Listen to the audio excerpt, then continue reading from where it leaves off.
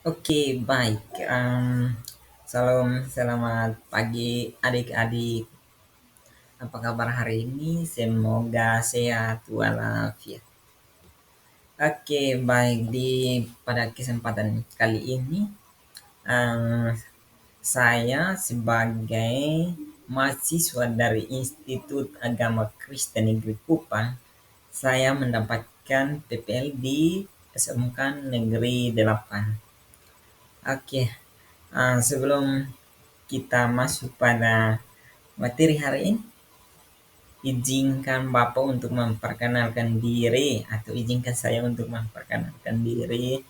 Nama saya Petrus Naben, saya asal dari Soe. Saya berkuliah di kampus IAKN Kupang dan saya sekarang semester 6. Dan saya di jurusan bimbingan konseling. Jadi sebelum kita masuk pada materi yang kita mau bahas, yang ada beberapa hal yang kita harus tahu bahwa di kelas ini saya akan membawakan topik materi hari ini tentang memperbaiki perilaku dan membangun peradaban baru. Namun sebelum itu kita harus mengetahui bahwa ada beberapa poin-poin penting yang kita mau lewati bersama, yaitu ada bimbingan klasikal. Jadi di sini poin-poin penting ada komponen layanan, yaitu layanan dasar. Yang kedua ada bimbingan layanan, yaitu bimbingan pribadi. Jadi topik hari ini yang kita mau pelajari bersama yaitu memperbaiki perilaku dan membangun peradaban baru. Jadi di sini untuk waktunya sudah jelas dan juga durasinya hanya 55 menit. Jadi kita akan belajar ini dan adik-adik akan memperhatikan dengan baik ya, karena waktu kita terbatas. Oke, kita melanjutkan. Di sini saya memilih di fase F, yaitu kelas 10 SMK. Nah, aspek perkembangannya adalah landasan hidup religius. Jadi fungsi layanan konselingnya itu adalah mengembangkan. Oke, baik, semua sudah jelas di PPT. Jadi ini nanti Bapak kirimkan PPT untuk adik-adik bisa baca lebih dalam dan juga memahami. Oke, baik, kita masuk pada topik yang kita mau bahas. Oke, sebelum kita masuk pada topik, mungkin Bapak mau bertanya, adakah yang sudah mengetahui atau sudah belajar tentang memperbaiki perilaku dan membangun peradaban baru? Oke, kalau tidak ada, mari kita masuk pada materinya. Nah, di sini pengertian memperbaiki perilaku dan membangun peradaban baru. Jadi memperbaiki perilaku dan membangun peradaban baru merujuk pada upaya untuk meningkatkan cara individu atau kelompok berinteraksi dan berperilaku, serta membangun struktur sosial dan budaya yang lebih baik. Jadi di sini pengertian ini mengatakan bahwa kita sebagai manusia atau misalkan adik-adik dong itu meningkatkan komunikasinya, misalkan melalui teman, misalkan melalui kelompok, itu kita harus berinteraksi dan memperbaiki perilaku kita dalam berinteraksi itu harus lebih baik, atau kita harus menjaga sikap kita agar perkataan-perkataan kita tidak membuat sahabat kita atau adik-adik kita untuk menjauh dari kita. Jadi kita harus menjaga sikap dan perilaku kita di saat kita berinteraksi atau berkomunikasi dengan teman, sahabat dia. Jadi proses ini melibatkan introspeksi pembelajaran dan implementasi perubahan positif dalam tindakan, nilai, dan norma. Sementara memperbaiki perilaku berkaitan dengan mengubah kebiasaan atau sikap yang tidak sehat dan tidak produktif menjadi yang lebih sehat dan produktif. Nah, di sini contoh kita mengeluarkan kata-kata yang tidak baik, kata-kata yang kurang membuat teman kita senang dengan kita, maka itu kita harus memperbaiki komunikasi kita supaya teman-teman kita lebih dekat dengan kita. Jadi semuanya itu kita harus memperbaiki dari komunikasi perilaku. Oke, sekarang kita lanjut yang berikut itu tujuan memperbaiki perilaku dan membangun peradaban baru. Jadi di sini ada beberapa poin yang Bapak cantumkan di YouTube. Oke, ini nanti sebentar Bapak kirimkan biar adik-adik baca lebih dalam. Oke, nah di sini tujuan yang pertama itu menciptakan lingkungan yang aman dan mendukung.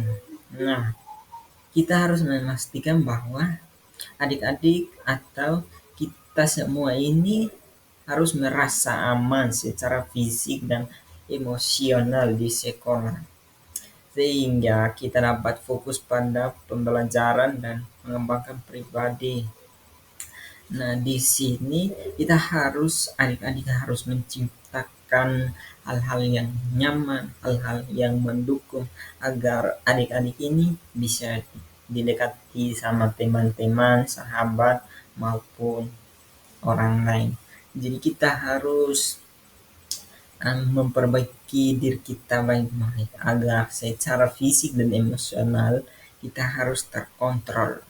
Oke, yang kedua mengembangkan keterampilan sosial dan emosional. Nah, ini mendorong adik-adik untuk belajar mengelola emosi.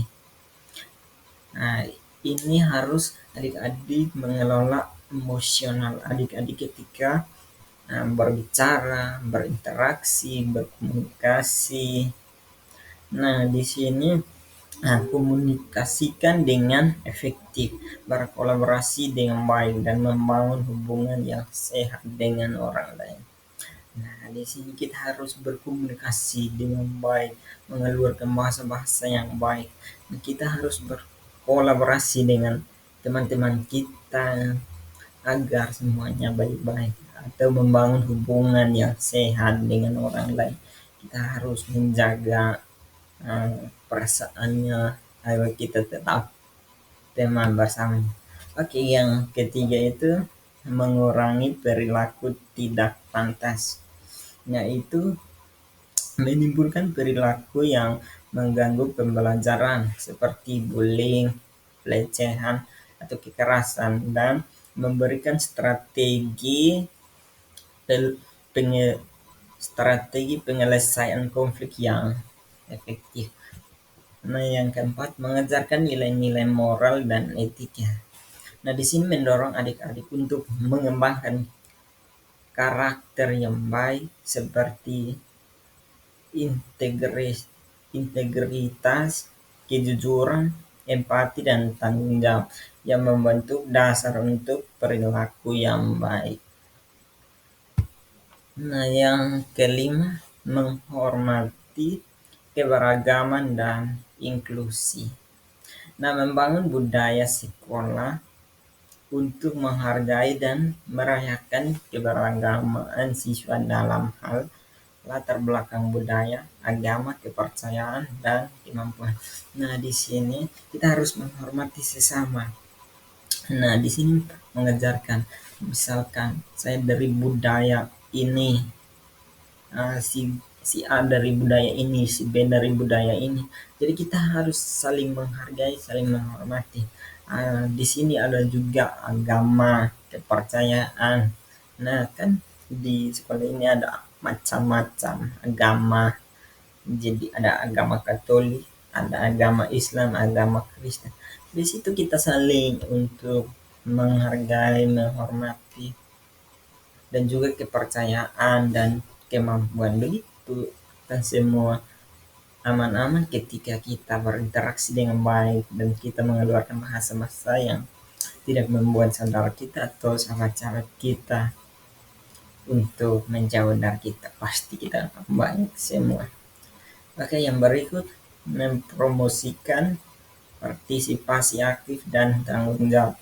Nah, di sini mendorong adik-adik untuk terlibat dalam kegiatan sekolah seperti klub, organisasi adik-adik, atau proyek sukarela, dan mengambil tanggung jawab atas perilaku dan tindakan adik-adik. Nah, yang berikut ada memfasilitasi pembelajaran yang inklusif. Nah, dan diferensiasi. Nah, mengakomodasi kebutuhan belajar individu atau adik-adik dan menciptakan lingkungan di mana setiap siswa merasa dihargai dan didukung untuk dalam mencapai potensi penuh adik-adik. Nah, yang berikut ada mengembangkan kepemimpinan positif.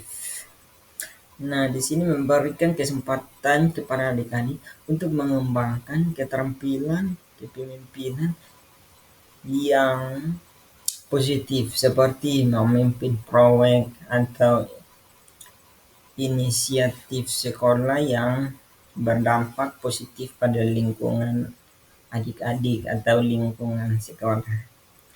Oke, ini ada beberapa tujuan yang ingin saya jelaskan sedikit. Jadi sekarang kita masuk pada topik yang berikut, yaitu manfaat. Nah, di sini ada beberapa manfaat yang Bapak sudah siapkan atau sudah cantumkan dalam PPT ini. Nah, di sini manfaat yang pertama itu menciptakan atmosfer belajar yang kondusif. Nah, dengan memperbaiki perilaku dan menciptakan budaya sekolah yang positif, lingkungan belajar menjadi lebih aman, nyaman, dan fokus pada pembelajaran. Nah, yang kedua itu meningkatkan prestasi akademis. Nah, ketika adik-adik merasa aman dan didukung, mereka atau adik-adik cenderung lebih fokus dan termotivasi untuk belajar, yang dapat menghasilkan peningkatan prestasi akademis. Nah, yang ketiga mengurangi perilaku yang mengganggu. Nah, dengan membangun peradaban baru yang menghargai norma-norma perilaku yang positif di sekolah, nah, dapat mengurangi insiden perilaku mengganggu seperti bullying atau pelecehan dan lain-lain. Nah, yang berikut membentuk karakter yang baik. Nah, melalui pembelajaran nilai-nilai dan moral dan etika serta praktik yang konsisten, nah, siswa dapat membangun karakter yang baik seperti integritas, empati, dan tanggung jawab. Oke, yang berikut ada mengembangkan keterampilan sosial dan emosional. Nah, memperbaiki perilaku juga berarti membangun siswa untuk mengembangkan keterampilan sosial dan emosional yang penting untuk kesuksesan pribadi dan profesional mereka atau adik-adik di masa depan. Berikut mendorong inklusif dan keberagaman. Nah, dengan membangun budaya inklusi yang kuat, sekolah memberikan tempat yang aman bagi semua siswa atau bagi adik-adik. Nah, tanpa memandang latar belakang budaya, agama, ataupun kemampuan. Berikut mengurangi tingkat absensi dan perpindahan siswa. Nah, lingkungan sekolah yang positif dan mendukung dapat membantu mengurangi tingkat absensi dan perpindahan siswa karena mereka merasa terikat dan terhubung dengan sekolah mereka. Oke, yang berikut eh, membentuk pimpinan dan membentuk pimpinan masa depan.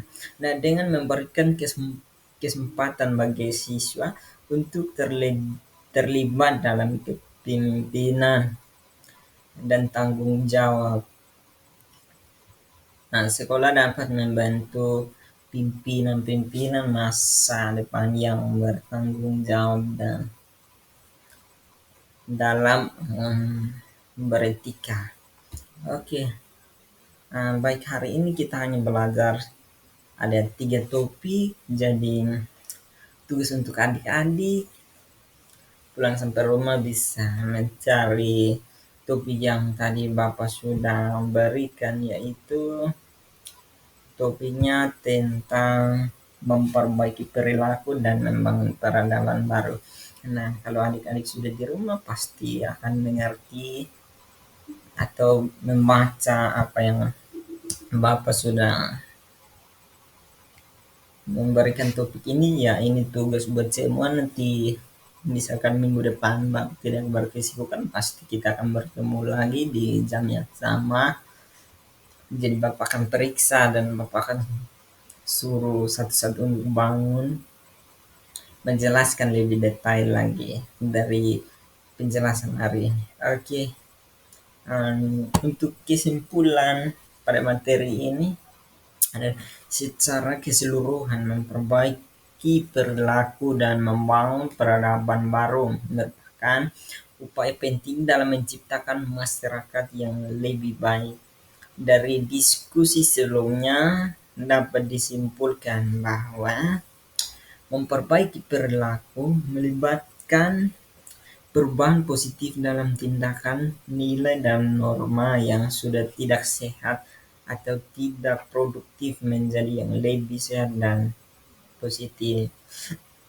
Jadi membangun peradaban baru melibatkan transformasi yang lebih besar dan dalam cara membangun peradaban baru melibatkan transfer yang lebih besar dalam cara masyarakat berfungsi, termasuk dalam hal politik, ekonomi, lingkungan, dan sosial. Jadi tujuan dari upaya ini termasuk meningkatkan kesejahteraan adik-adik, individu, menciptakan lingkungan yang beradab. Jadi di sini mempromosikan perdamaian, keadilan, dan keberlanjutan. Nah, di lingkungan sekolah memperbaiki perilaku dan membangun peradaban baru berdampak positif pada pembelajaran. Jadi, prestasi akademis dan pembentukan karakter adik-adik. Manfaatnya untuk meliputi menciptakan atmosfer bagi belajar yang kondusif, nah mengurangi perilaku yang mengganggu, mengembangkan keterampilan sosial dan emosional, serta membangun hubungan yang kuat atas sekolah dan komunitas. Oke, baik, inilah kesimpulan dari topik yang Bapak sudah berikan. Jadi dalam pembelajaran kita cukup sampai di sini karena waktu sudah menunjukkan yang 55 menit. Jadi yang di awal tadi kita sudah membaca banyak peraturan yang harus kita lewati karena sedikit ada sesuatu yang harus Bapak melanjutkan dengan teman-teman yang lain untuk melanjutkan tugas dan tanggung jawab saya. Oke, inilah materi yang Bapak berikan. Mungkin banyak salah, banyak kekurangan dalam menyusun PPT ini. Bapak mohon maaf karena ini semua pasti akan dimaafkan karena saya yakin semua akan pelajari lebih lengkapnya di rumah masing-masing. Oke, baik, inilah materi kita. Sekian dan terima kasih. Salam, Tuhan Yesus memberkati. Jangan lupa bersyukur dan bahagia. Semangat terus. Tuhan Yesus memberkati. Salam.